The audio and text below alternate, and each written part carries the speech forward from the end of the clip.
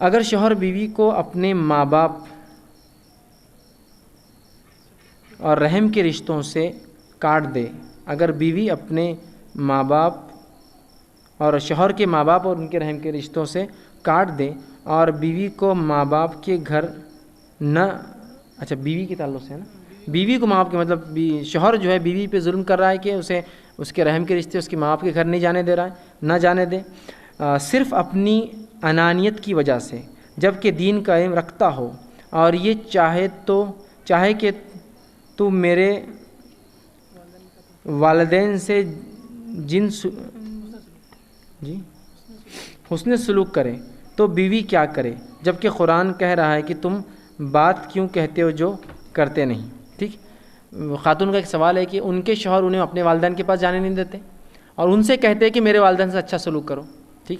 اب تھوڑا سا یہ معاملہ مختلف ہے، یاد رکھیے۔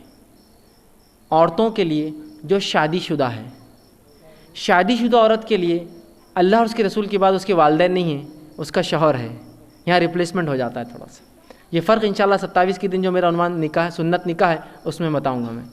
جو شادی شدہ عورت ہوتی ہے اس کے لیے اللہ اور اس کے رسول کے بعد والدین نہیں ہیں، شادی کے بعد اس کے ماں باپ کی جگہ اس کا شوہر آتا ہے۔ اطاعت میں یاد رکھیے، والدین کا مقام اپنی جگہ ہے، سمجھ رہے ہیں، والدین کا مقام ویسا ہی ہے جیسا ہے، لیکن اطاعت اور فرمانبرداری اب شوہر کی کریں گی، والدین کی نہیں، کیونکہ وہ اس کے ماتحت جیتی ہے، اب اس کے ماتحت رہتی ہے۔ اسی لیے میں نے کہا اللہ اور اس کے رسول کے بعد اطاعت اور فرمانبرداری بیوی کو اپنے شوہر کی کرنا، نہ کہ اپنے والدین کی۔ رہا یہ کہ وہ آپ کو صرف ملنے نہیں دے رہا ہے نا،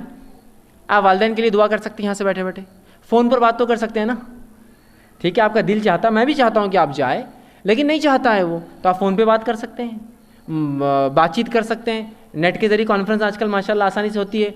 ویڈیو کانفرنسنگ ہو سکتی ہے، اس کے ذریعے آپ باقی ذرائع استعمال کر سکتے ہیں، ایسا تو نہیں۔ لیکن اگر آپ اس کی نافرمانی کریں گے تو یہ بہت خطرناک مسئلہ ہو جائیں گے، یاد رکھیے۔ اس لیے کہ چونکہ آپ اس گھر میں نہیں رہتے ہیں،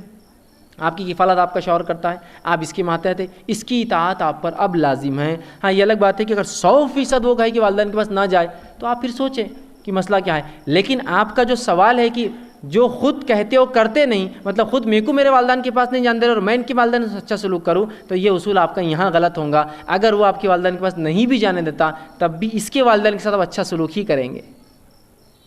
یہاں یہ اصول نہیں ہوگا کہ جو کام تم نہیں کرتے وہ کیوں کہتے ہو۔ ٹھیک ہے، کہ اگر تم خود میرے والدین کے پاس نہیں جانتے تو اپنے والدین کیوں، تو میں تو کرتی اس لیے کہ اگر آپ بھی ان کے والدین کی عزت نہیں کریں گے تو دونوں برابر ہوئے، پھر آپ میں خاصیت کیا ہے؟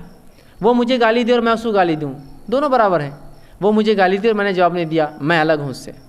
میں نے جواب نہیں دیا اس کو، میں گندا نہیں ہوں ویسا، سمجھ رہے ہیں بات کو؟ تو لہٰذا آپ اچھا سلوک کرتے رہیے ان کے والدین کے ساتھ، ان کو تاکید کیجیے، نصیحت کیجیے، ان کو والدین کے حق بتائیے اور کہیے کہ مجھے تھوڑا موقع دیا کیجیے تاکہ میں بھی کچھ خدمت کر لوں، ملاقات کر لوں، وہ خوش ہو جائے۔ اور ایسا نہیں تو میں سمجھتا ہوں آپ کو جانے نہیں دے رہے، ان کو آنے نہیں دے رہے، ایسا تو نہیں نا، گھر پہ بلا لیجیے کہ بھائی میرے شوہر آنے نہیں دیتے، آپ میرے پاس آ جائیے، یہ تو ہو سکتا ہے نا۔ لیکن یہ جھگڑے کا موضوع نہ بنائیے، اگر وہ نہیں چاہتا ہے تو آپ احتیاط کریے، آپ کے والدین آ کر آپ سے مل لیں، میں سمجھتا ہوں زیادہ بہتر ہوں گا۔ وآخر دعوانا الحمدللہ۔